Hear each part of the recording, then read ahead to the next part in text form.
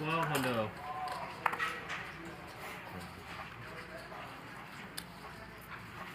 Make it 3,300. So raise from Rampage 1200. Klein staying aggressive, has 3-bet with King Jack. Airball calls. Airball, by the way, has rebought for an extra $100,000. So we now have over $1 million on the table.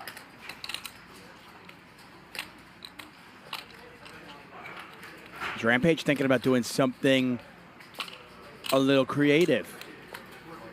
Bump it up. And there it is, your answer. Look at that. It looked like he had that gleam in his eye that he wanted to.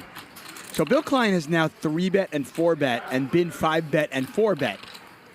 And Airball coming along for the ride. Heads up. Heads up This here. video for PokerNews.com. We're playing a nice, friendly, casual 100, 200, 400 game. Rampage Poker, video blogger extraordinaire. He's become a bit of a super crusher.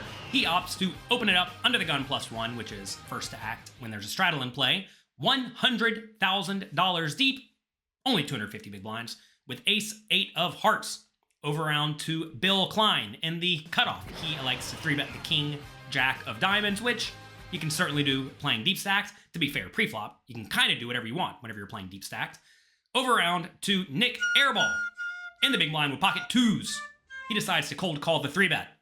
I know I just said you can do whatever you want pre-flop when you're playing very deep stacked, but you really should not be cold calling 3-bets from out of position, because what's going to happen is sometimes the initial raiser is going to put in a 4-bet, and that's just going to completely kill whatever implied odds you have.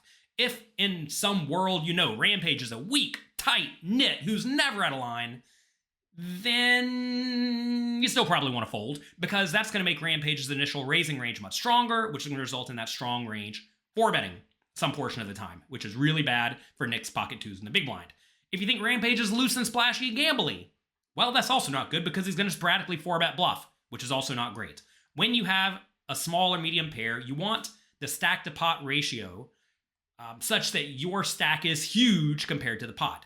And whenever you get 4-bet, it's an absolute disaster. And when you're out of position, it's also kind of a disaster, because there's no guarantee you're going to realize your full implied odds. Whatever, though, Nick doesn't care. He opts to call. Back around to Rampage. He has the ace-8 of hearts. Pretty good hand. He decides to bluff it. This is maybe a little bit too loose, maybe a little bit too aggressive, but whatever. I mean, ace-x suited is a pretty reasonable hand to bluff with when you are playing deep stacked, because sometimes you make the nuts. He does go for the bluff. Back around to Bill. He doesn't want to continue for 9,000 more. Nik Airball decides to call because he wants to make a set, or maybe the worst pair. Let's spin the wheel and go to the flop. $28,000 in the pot. Queen high flop, deuces, still good.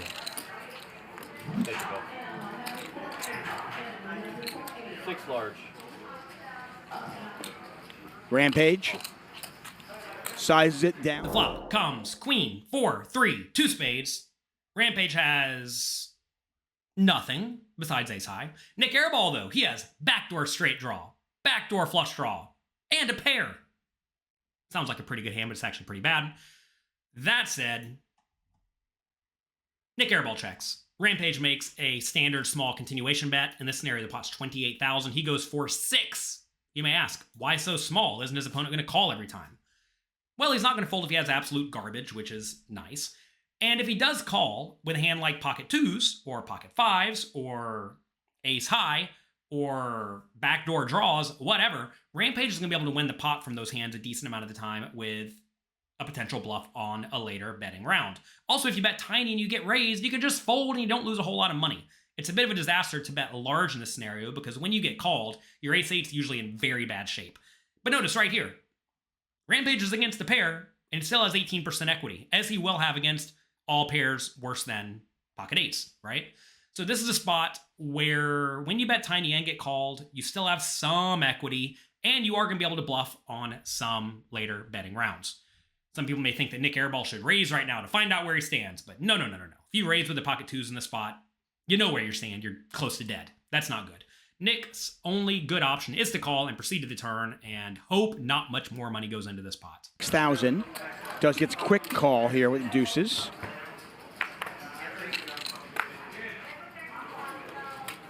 Rampage with just nothing there whatsoever. Needs an ace or an 8. And with the dead cards, you can see in the bottom left corner of your screen, Rampage just 9% to win the hand. Rampage not going to slow down. 25 large. Airball might be unbluffable.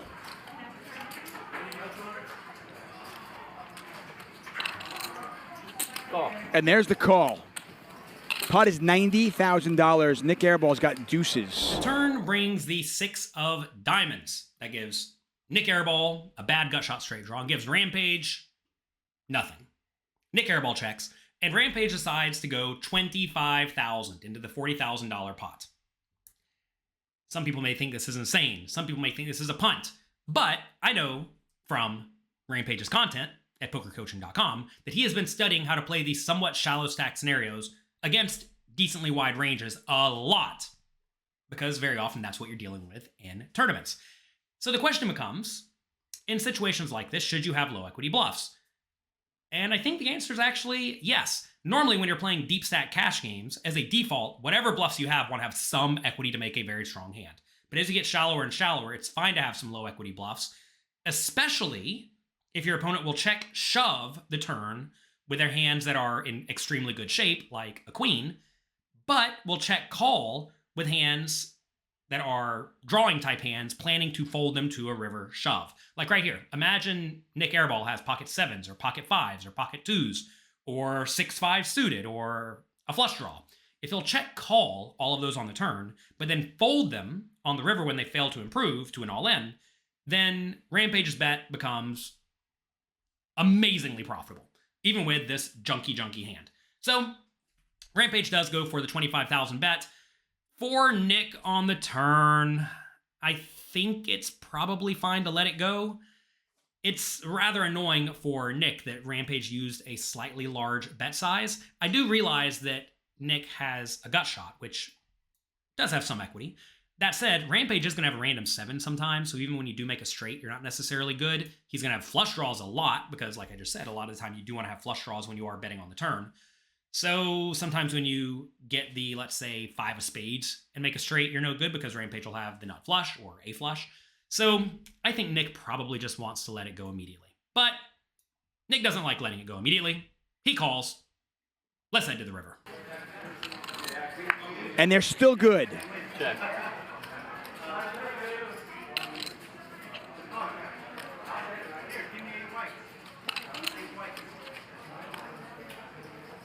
On. All you can eat. Count. Rampage moves all in, 57.5. A heart of a champion. Rampage 4-bet pre, bet flop, bet turn, and moved all in on the river. 40. Pot is about 150, 57 to call. 57,500. Can Airball make this call with just deuces?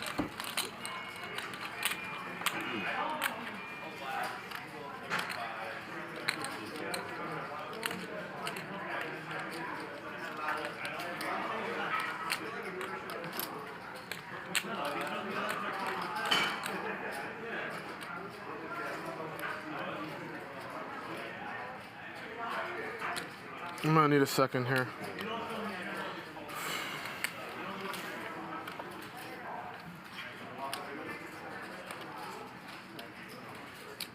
The river is the Jack of Hearts. Nik Airball checks, and Rampage decides to Rampage Nik Airball and rips it all in for $57,000, about 60% pot. It's important to realize that when a lot of draws miss, you have to be careful to not overbluff because it's really easy to have a lot of busted draws. That said, I think this is a mandatory bluffing hand. Whenever you have a hand that does not block your opponent's auto folds, but loses to some hands that could be in your opponent's range that would fold to a shove, you definitely want to bluff. Now in this scenario, notice that Nik Airball could easily have ace-10 of spades, ace-10 of diamonds, ace-3 of spades, ace-6 of spades, ace-4 of diamonds, right? All those hands make some sense, assuming he plays those hands as played pre-flop. Because remember, it did go raise, 3-bet, cold call, 4-bet, fold, call. Maybe he doesn't have ace-x suited. Maybe he doesn't have 5-4 suited. Maybe he only has pairs. Stuff to know.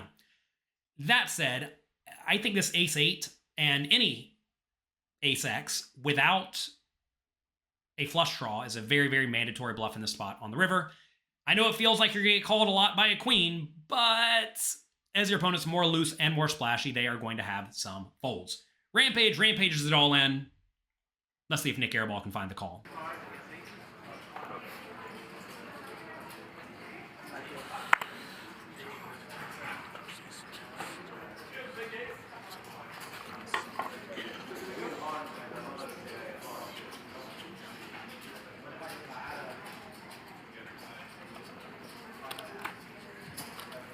Once again, Rampage 4-bet pre. Bet 6,000 on the flop, 25,000 on the turn, and now bets all in 57.5 on the river. $147,000 in the pot, and it's 57.5 to call.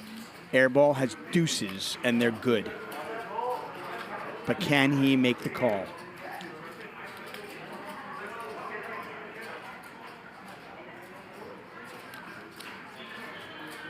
How much? 57,500.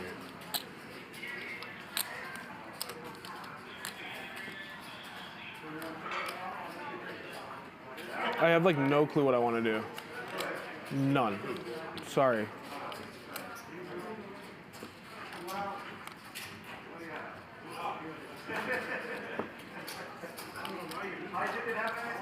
Oh, I mean, here. So everyone can sweat. I have a pair of deuces.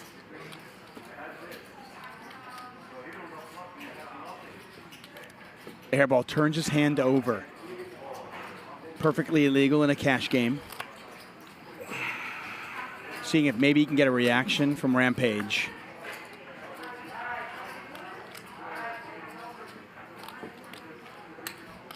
Most of the players at the table probably can't believe he's even considering it. How did he get here?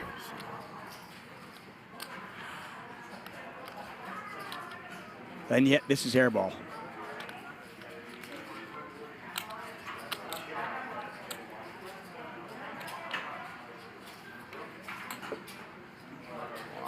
I mean,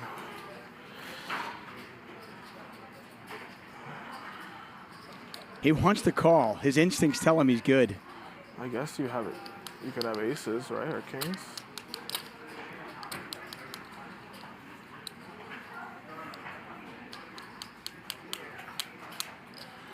On the flop, you bet 6,000. I called. On the turn, you bet 25. I called. 12, 24, plus Bill's dead money, 28, plus 12, 40, plus 50, 90. Like 90,000 in there, is that right? He spread the pot, Magic. 90,000 is the exact amount 10, 20, 30, before 40, Rampage's 50, river bet. 60, 70, 80. No, it's like 90,000. Wow, that makes me want to call. Nick's going on and on and on here. He is really torn between a call and a fold because he realizes all the draws miss, and there's a lot of draws available. And he's doing a lot of talking to try to get some sort of read or reaction from Rampage to help sway his decision one way or the other. What I want to know is if you were running a bluff for a load of money in Rampage's shoes, what would you do? Would you just sit there and remain stoic and quiet and let him come to his own decision? Or would you engage with a table talker and try to throw him off? Take a second and let me know what you would do in the comment section down below.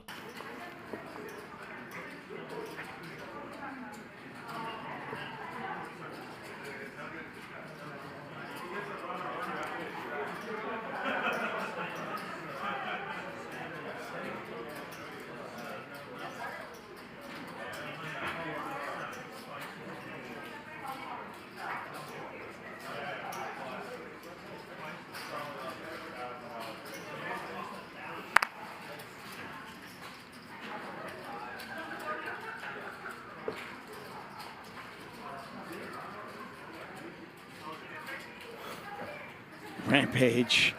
I like keep almost making a decision, and then like right when I'm about to act on it, I feel like it's the wrong decision. Sorry guys, give me 1 second. Promise I'm not wasting time. I really want to put it in.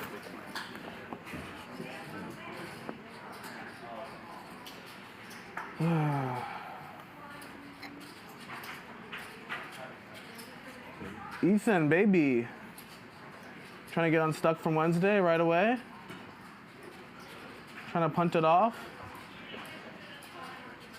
Why do I feel like you're trying to punt it off?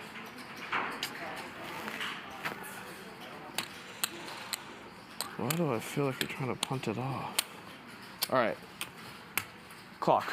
All right, Louis. Clock, please. You got a minute starting now. This is taking way too long. Nick has called the clock on himself. Louis will count him down. Does he call? 4-bet pre, 6,000 on the flop, 25,000 on the turn, and all in on the river. Could you call $57,500 with just pocket deuces on this board?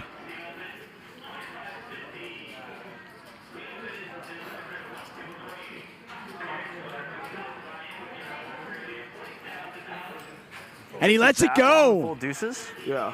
Oh my god.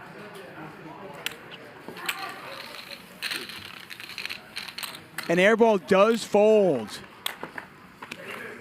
You did not come to fold today. After much deliberation, much hemming and hawing, Nik Airball does decide to let it go. And to a lot of people, this may seem like a trivially easy fold because you have the worst pair. But when all the draws miss, hero calling's quite often a nice play. When you're getting pretty good pot odds, hero calling's quite often a nice play. If for whatever reason, maybe you think your opponent won't value bet kind of thinly with a hand like King, Queen, that's going to make more of the range potential bluffs, right? Which also makes calling a good play. That said, Nick made what I think is a pretty standard fold, and he let it go this time. Fun hand, tough spot. Sometimes Rampage is going to rampage, and there's nothing you can do about it. If you want to see another hand where Rampage decided to rampage, we have another sick bluff from Rampage lined up against, guess who?